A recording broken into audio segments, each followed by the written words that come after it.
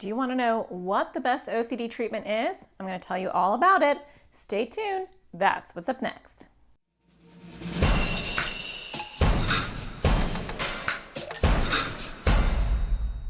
Hi, my name is Natasha Daniels. I'm a therapist and I make videos for people with anxiety or OCD. And this episode is brought to you by NoCD, providing teletherapy support and treatment to those around the country. Today I want to talk to you about OCD treatment actually.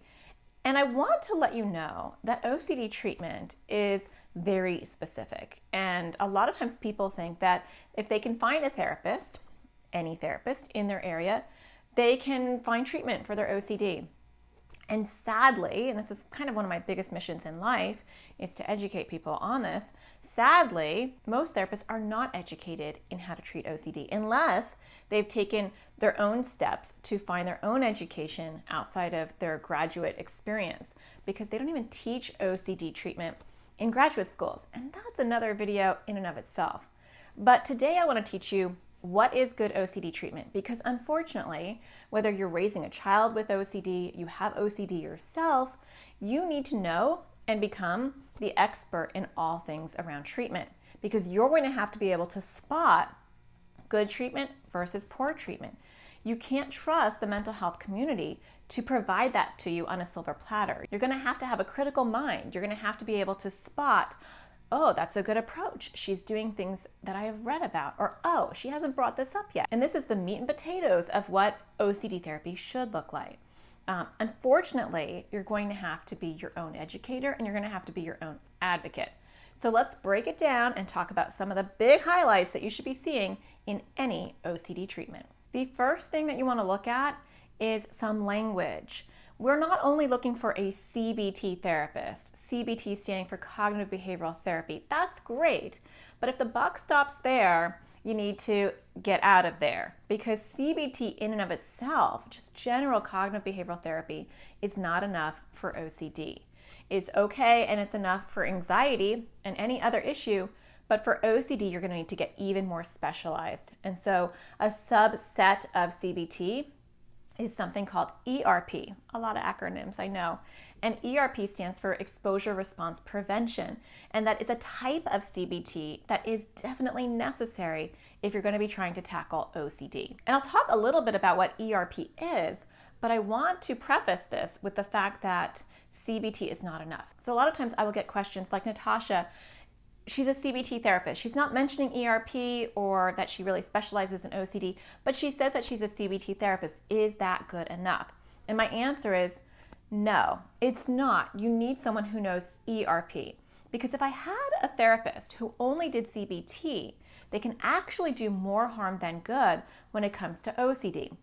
And part of that is because of how OCD operates. OCD loves reassurance. OCD loves for you to talk to it. It's different than anxiety. Anxiety, we can weigh out the pros and cons. We can reframe our thinking. We can debate and argue with anxiety, and we can come out on the other side a winner sometimes. OCD, if you debate and argue and process with OCD, OCD is laughing at you and saying, let's keep talking about this, because that feeds the OCD. Reassurance often will come in disguise as processing and discussing, when really it's a compulsion. So when you have a CBT therapist who's not trained in OCD or ERP, they might sit there and they might talk to the OCD the entire session, not realizing that they're completing an OCD loop. We don't want that. And in fact, they might miss the mark completely and not label it as OCD. And some OCD themes like harm OCD, moral OCD, sexual orientation OCD, if misconstrued and misdiagnosed, can lead you down a very ugly path rather quickly. So look for an OCD specialist. You can find one at the International OCD Foundation's resource page at iocdf.org/find-help, link right there. Or you can talk to NoCD and find if they have any providers that are in your area. But I want to talk to you briefly about what ERP is and what that looks like.